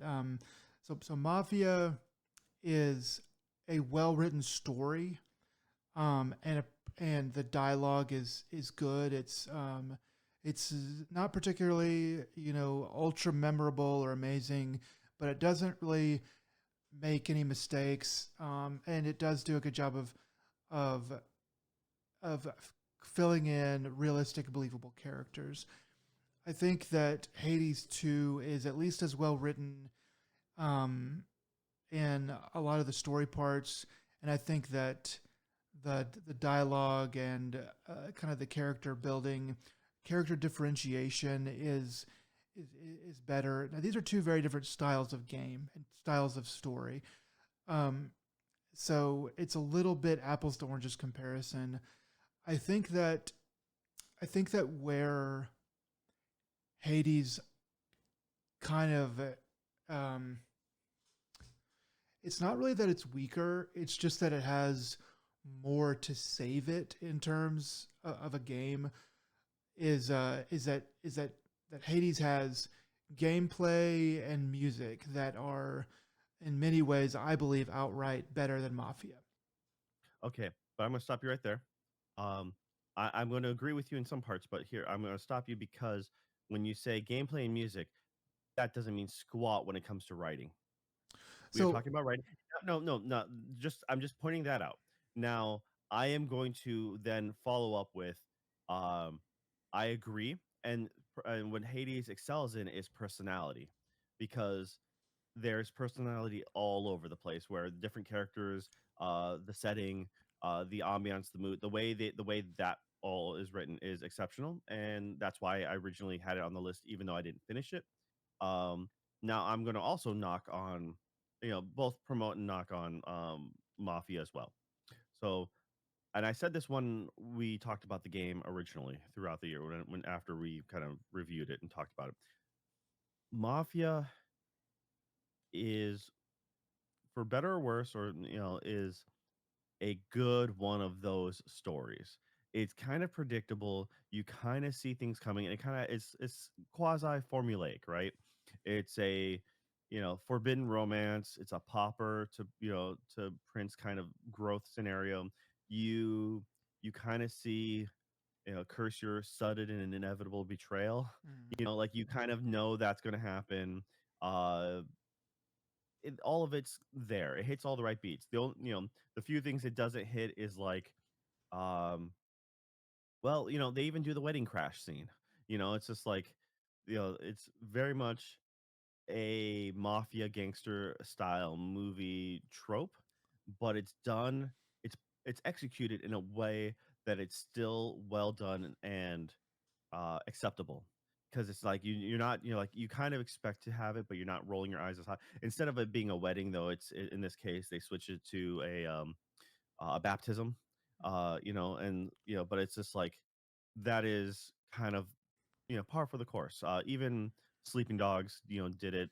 Godfather, all those things kind of riff off that same mafioso, soap opera.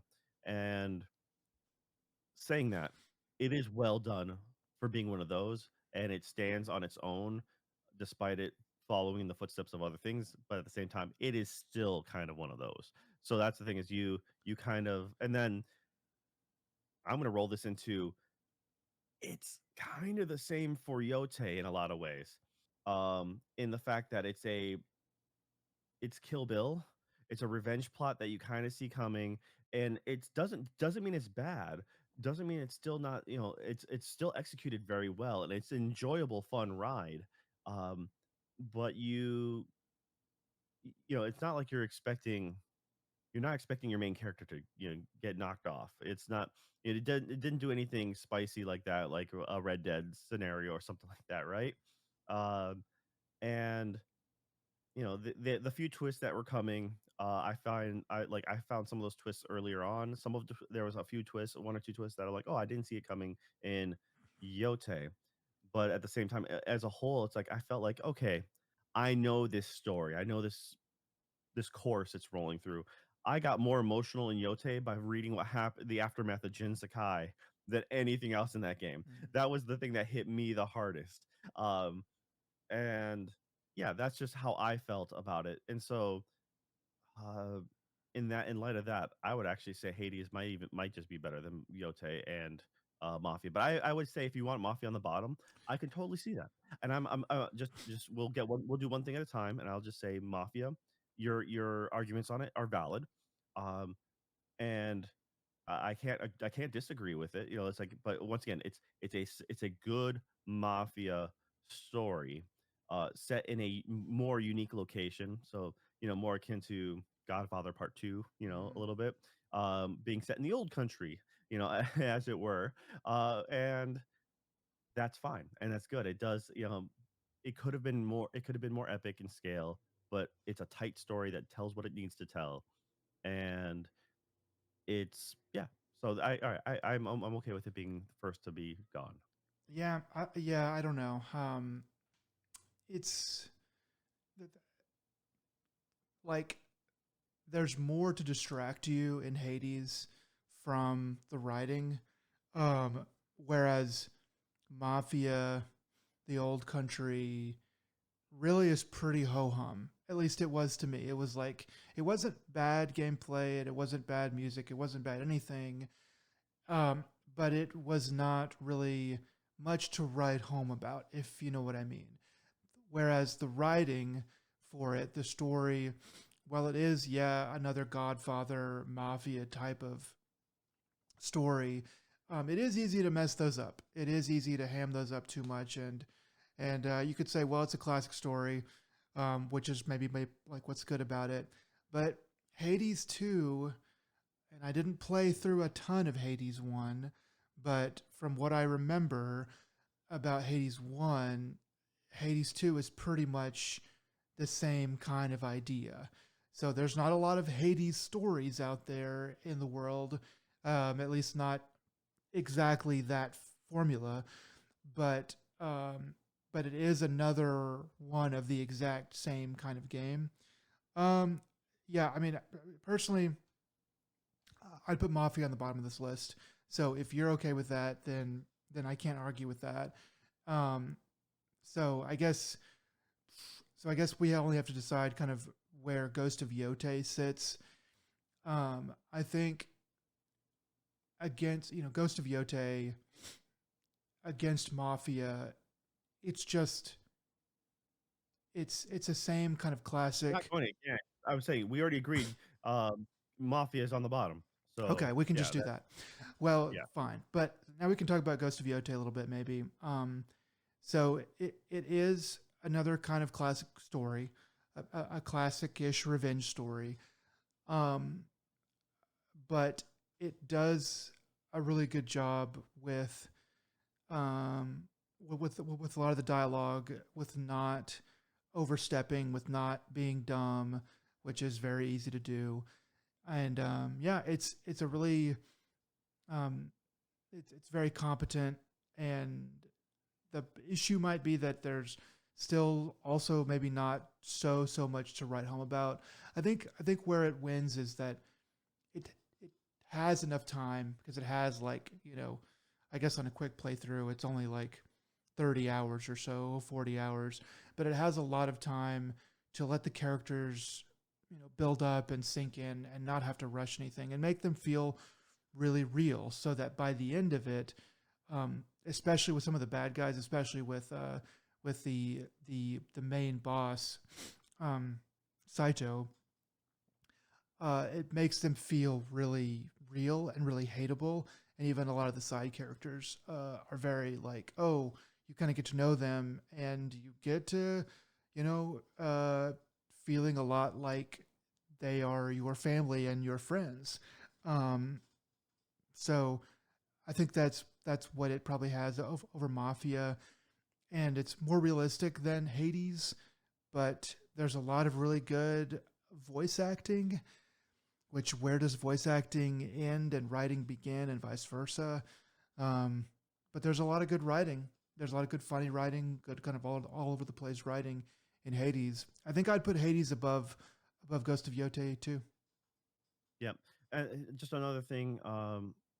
So I think one of the reasons why Yote doesn't rank any higher for me is because the pacing and the way the story is conveyed. Because they try to give you this open-ended story to choose your own path, as it were, it it kind of flows at a weird pace where you can you're not really, you feel like you wander into the wrong area, and or certain things might be more difficult and you're like, well, maybe I should go this story route. The You kind of want more for certain characters, and it just kind of feels weird that they're showing up because it's a game. They're showing up in all sorts of weird spots, but you're like, all right, Taro is all over the map, and I don't get any more in-depth story from him other than the first couple times I met him. Outside of that, zero character development. And I feel like that's the way with most of the people. After the first handful of times, there's no need to really go through. It's by giving you so much. It's not of other things like a bunch of skills, a bunch of character, weapons to meet. You're not really developing a lot more from them. You're like, okay, I got your mission, I got your item. I'm going to do your quest now, and then I'm going to max out my skill tree and come back to you for a final bit. That is all.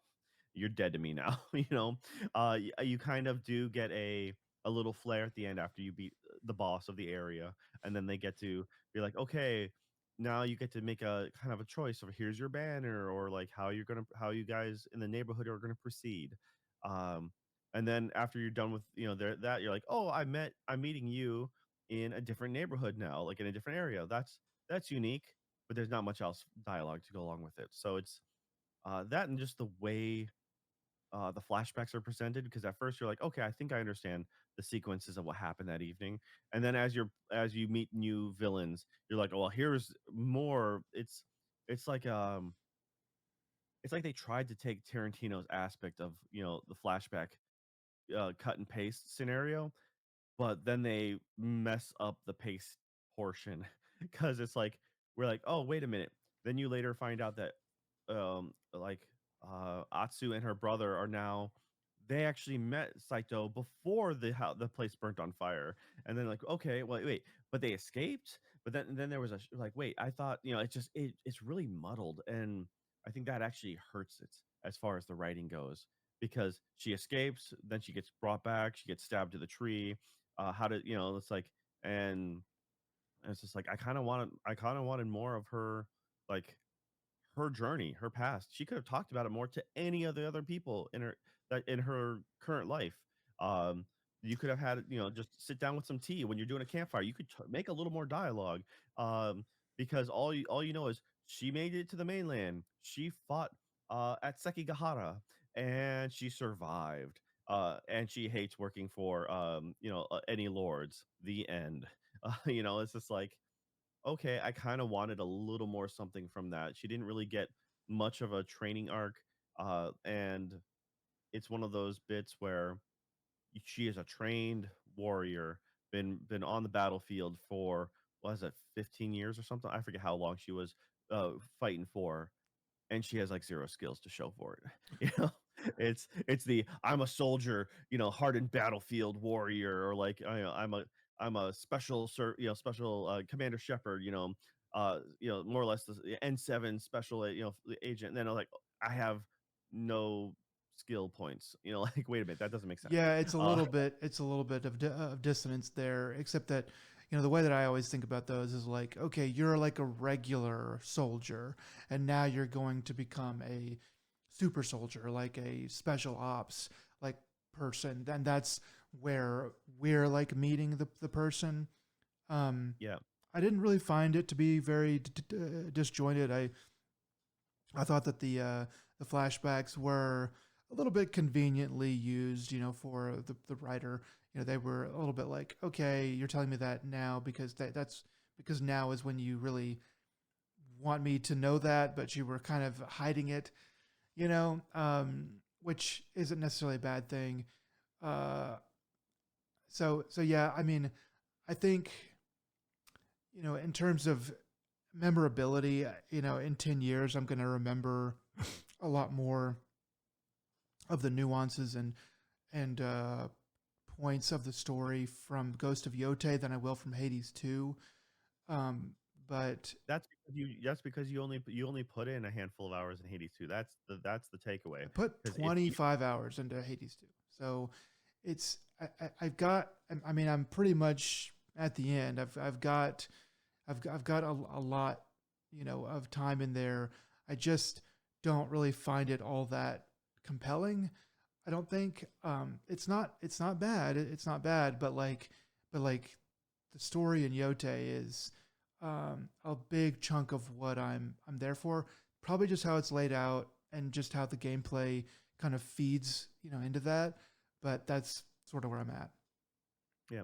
So I look at it as the actual now, because like I said, I'll say that it hurts in a roguelite to try to have a consistent story, because it's based off of certain key progression and also random chance of who you're meeting, when you're meeting them, and whether or not you made it to the end of the run, or how far you made it into the run before, because once you make it to the end of a run, you're like, great, I'm getting a key point of the story. Then you start loading back in. You're like, I'm getting more story now.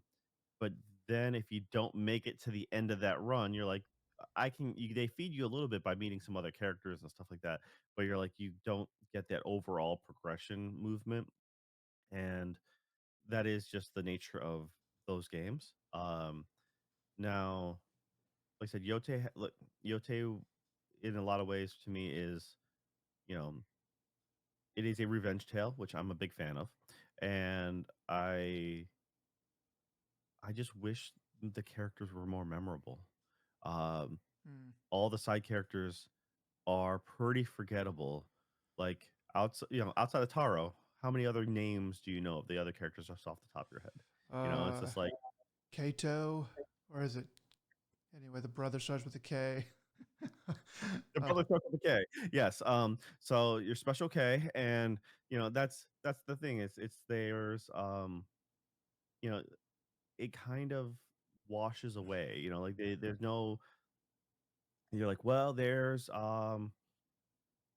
Masashi, who's the bad guy, but he's not Masashi. He goes by a different name, and then you're Saito. like, yeah, Yeah. um, So yeah, I could have used Masashi is the guy who you fight on Yote. He's the oh yeah, they call him something else, but that's who it's supposed to be, right? Yeah, it's supposed to be Miyamoto Masashi, but they call him Once again, it's like he's more memorable than a lot of the people who train you for anything else. Yeah. I I mean, find that the character from Tsushima, a lot of ways left a bigger impact because they had more of a journey because they traveled with you a little bit more. Um, yeah. The characters in Tsushima were more memorable. They were a little bit more stark, and they were a little bit more. They kind of had their own agency.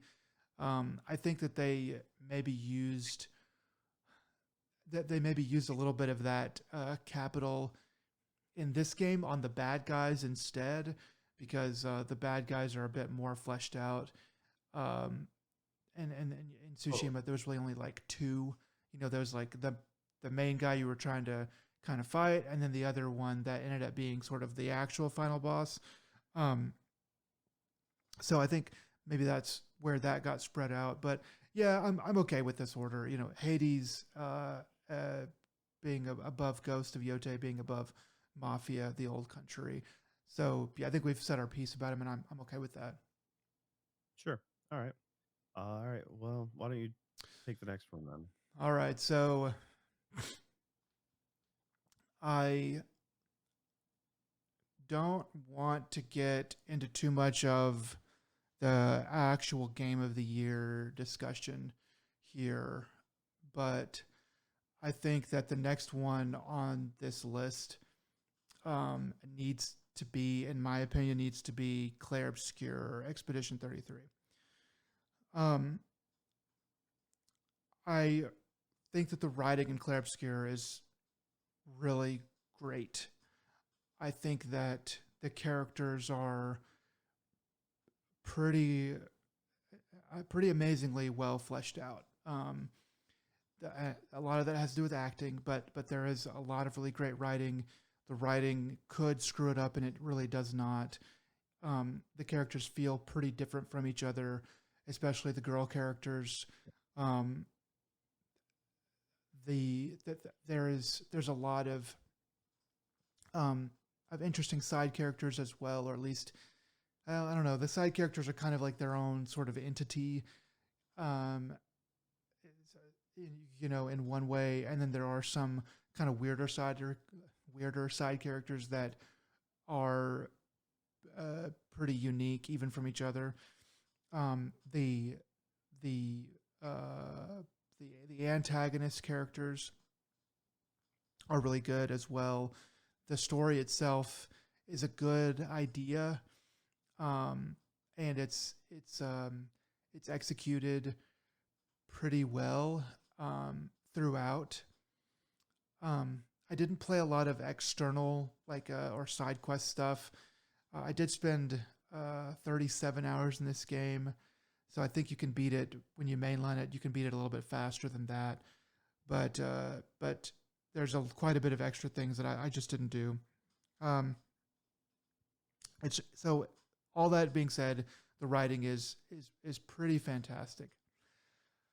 So I don't want to say specifically yet, but there's something that happens toward the end of the game that sort of let the air out of the balloon for me, and that sort of kind of makes it so I really don't want to give it the top spot or even the second spot on this list. And so I'll kind of just leave it at that. But that's sort of where I want to stop with that one. Okay. So it pulls a Death Stranding, but not as bad as Death Stranding did, because Death Stranding pulled itself so bad that you didn't even throw it on the list. Full stop. So okay. Um, I understand. And since I didn't make it to the end, I can't state that. In it's one of those things that uh tell me tell me why Citizen Sleeper is higher than it then. So Because that's the one I just didn't play altogether. And so I'm gonna have to go based off of your you know your pitch. so Citizen Sleeper has a pretty good game system. It does exactly what it needs to do to be called a video game and to be called a game and not a visual novel, you know. But beyond that, the whole game and every single basically like 90 cents of every dollar they make off of this game is contingent on the writing and the writing being good. Um, there is not a lot of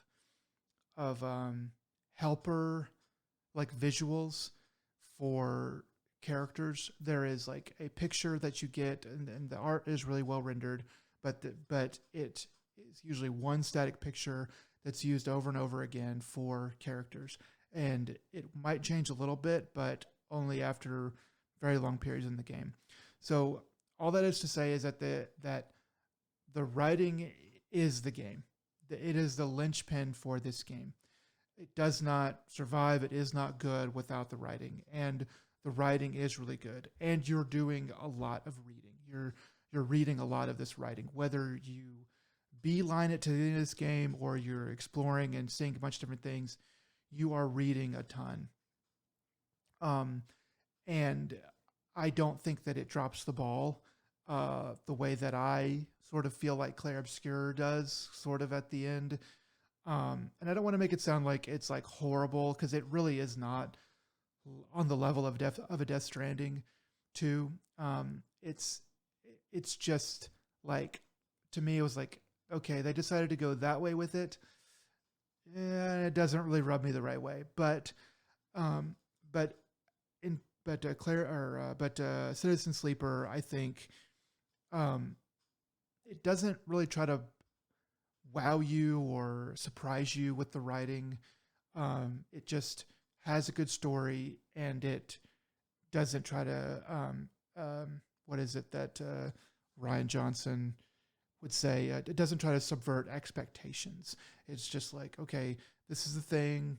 Is we're going to do a little bit of fun trickery, maybe a little surprise, but by and large, the story is going to end mostly the way that you sort of maybe would have kind of envisioned prior to starting the game, or at least to this point in the game. So for those reasons, I think that it just, if you click through Citizen Sleeper, you're missing the game, where like all of the game. Whereas if you click through the stuff in Clair Obscur, you can still play the fighting, you can still do exploring, you can still do kind of a lot of other stuff. So you're not missing quite as much of the game. And I just think it's stronger. I just think it has to do a lot more. And so it's getting hit a lot more with possible mistakes, and it's just carrying through. So, and I think also Okay. that the one final thing, I think that the choices, which kind of circle back on themselves and maybe end up, it's like a fork in the road that just kind of comes back on itself. There is a lot more of that in Citizen Sleeper, and they do a good job of working that in as well. All right, I see what you're getting at. So, I mean, we are talking about what we consider best writing in the game, and what makes Claire good is there's more than just the writing. There's the music, there's the gameplay.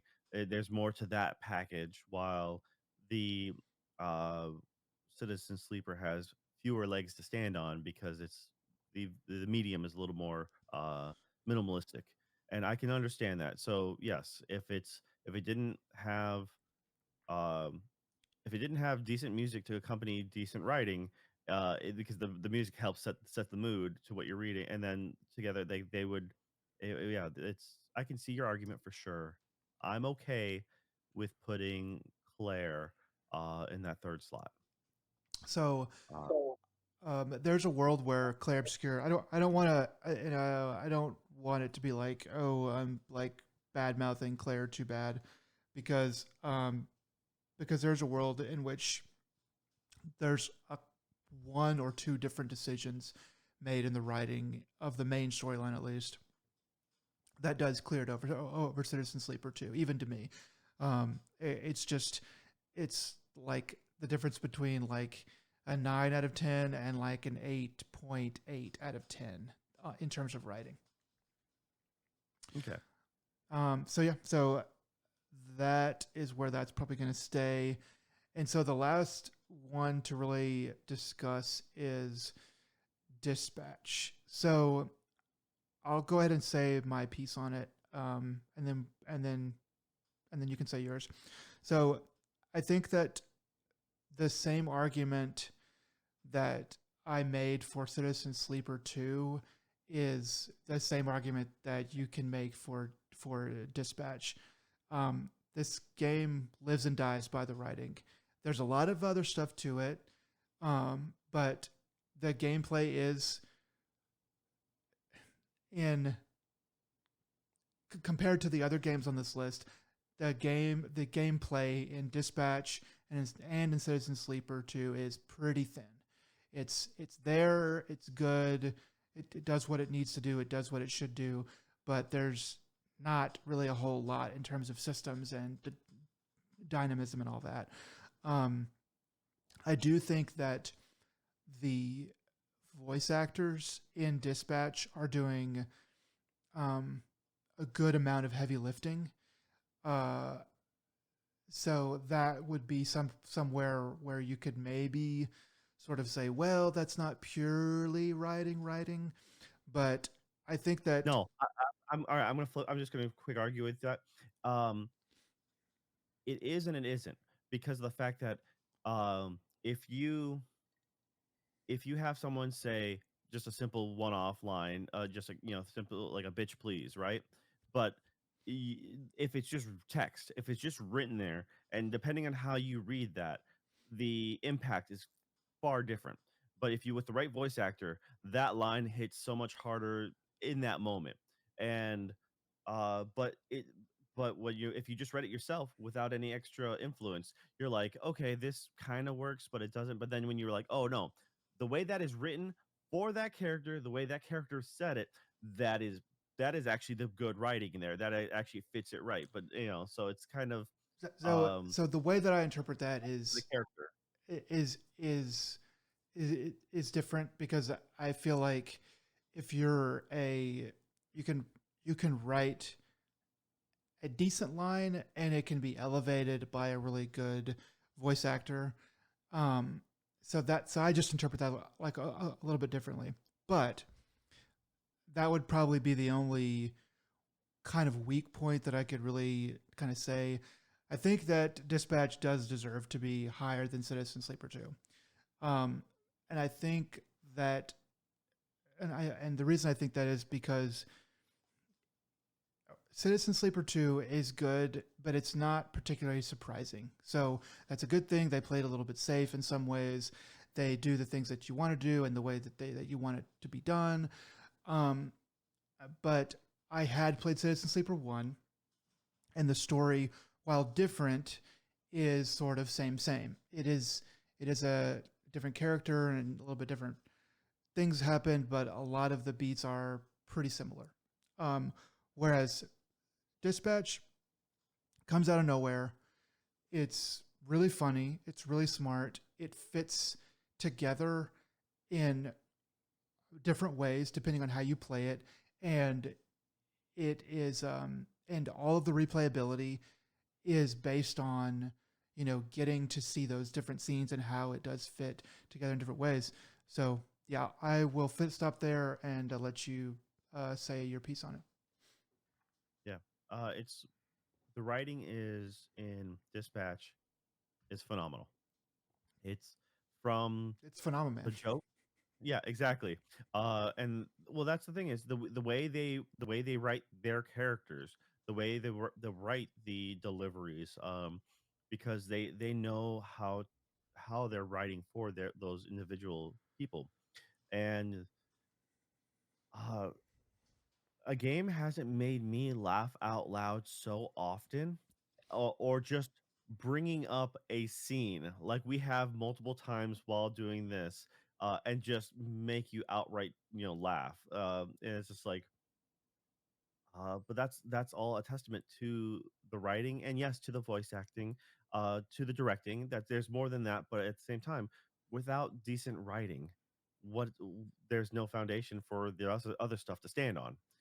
Because if the script and the characters suck, then we would just ignore it. It'd just be another, you know, something else. I mean, uh, Ad Hoc Studios knows exactly what they're doing. They had the pedigree of really solid writing and character development. They genuinely make you want to know what's happening. I mean, granted, not saying Citizen Sleeper doesn't, but at the same time, there's something, maybe maybe more people would be talking about Citizen Sleeper if it was voice acted, you know, if the lines were delivered, if it was decently instead of having to be read through. I didn't add was it excuse me. I didn't add uh Stories of Saul in here. Because I didn't add Stories from Saul because it was good for what it did, but also it's like a good B film in that sense. It has, excuse me, just enough camp, just enough things here. It's comfort food almost. It fits a very nice niche. Had it been voice acted, had it had extra things that would maybe elevate it. They could have done more, but it wasn't. It was a more of an indie development thing. So that's why, and I feel like you can't now if Dispatch had bad voice actors, first timers, Amazon AI, whatever you want to say, that would rip it to shreds. It really would, right? uh so there is something to be said about the way you write your characters and knowing and having those voice actors deliver your lines correct, but also just the only weak part to Dispatch is the final act, because it's kind of a little bit of the hero's, like success. Like, all right, we're just you, the rule of cool. We're gonna make things, bombastic, and we're all good because it is what it is. Like I'm like, well, that doesn't make sense. Why did that really happen, or why did they think to do that? uh to change things up, because they're trying to, like, or something like that. It's just like I'm not going to spoil, the story, but it's just like that is uh it's a little bit weak at the very final bit. And then like, well, why are you forgiving this person? Like, well, we're forgiving that person because they're one of us. But I'm like, that person literally fought you to the end. Like, there's no reason why you would do that. But the writing hits on so many different levels too, in seriousness, comedy, depending on how altruistic you are. If you're good, it's like, and some of the trophies are hilarious because they mimic the lines from it. But like, if you're able to be a good mentor, if you're not being able to be a good mentor at the end, it really does change the vibe, and it's written in such a way that it's believable for those characters. Um, it's but also, like we mentioned before, based on how you read it, you interpret it differently. So, and that's also a testament to how good their writing is, because you're like, well, you and me looked at the main character in very different lights in the very beginning of the game, and like, but both of us played the character how we felt the character was And it And that's worked in just both ways. yeah, and that was just our personality. And there's nothing wrong with that. So that that just shows you how good the writing is. And unfortunately, I did not get a chance to play Citizen Sleeper, but it is very much a game that seems like is Citizen Sleeper 1 and 2 are like my kind of game. I feel like I like I do the text-based adventures. I do just adventure games. I anything the story. I can even if gameplay is quote unquote bad. I've struggled through a lot of stories just to get through. I mean, I do the same thing with anime because I'm like, I want to know how the story goes, and this is a bad anime. I'm gonna power through the end because maybe something cool will happen at the end. No, I knew it wouldn't, but I still did it to myself anyways. So I'm a big story person, and so Citizen Sleeper very much should be in my wheelhouse, and maybe it's going to be maybe I can bring it up for my best old game of next year or something like that. Uh, but realistically, I think as a here and now, Dispatch most definitely moved the needle for me more than anything else as far as being well written. Yeah. Yeah, I think it belongs to the top spot. I, And I personally, respect you for being in number two. So yeah, you're passionate. yeah. It's Citizen Sleeper 2. It's Citizen Sleeper 2 being on this list and as high as it is a little bit of a, it stands on its own, but it is a little bit of like, of a kind of recognition of the first game as well, because it's a kind of a continued sort of, a continued a bit of excellence from that game. But yeah, the Dispatch had me laughing out loud. Had some of the most memorable stuff of the year, the most memorable lines and words of the year, and yeah, I think it deserves to be number one on this list. Okay. Um, okay, so I'll go ahead and read off the the category for best writing. So, honorable mentions, starting at the bottom, is Mafia: The Old Country, Ghost of Yote, Hades 2, and the runners-up are Claire Obscure Expedition 33, Citizen Sleeper 2, and the best writing in a video game in 2025 is Dispatch. All right. So, yeah. Yeah, I mean that's it took us a little bit, but we got there in the end. And the music took us just a little longer. Maybe next year, hopefully next year we'll iron out some kinks and get a more smoother program going. Uh, but honestly, I think it's been a good run for this, and all that's left for us to do is the actual what we find to be the game of the year. And here's where tears may be shed. Uh, so I hope you have the hill that you want to die on because I'm willing to fight. All right. Well, guys, if you made it to the end, we appreciate it. This is ADP, end of day 3, game of the year discussions. The categories, once again, were music, best music, and best writing. Uh, Shout out to Dispatch for doing a clean sweep of that. And Nick, what are some lyrics you need to everyone to remember? I'm a bitch. My name is Joe. Such a little bitch. His name is Joe. Yeah, that was pretty weak. All right, but you know what? I'll accept it. Sure, why not? All right, guys. This has been ADP. Until next time, y'all take it easy. Bye.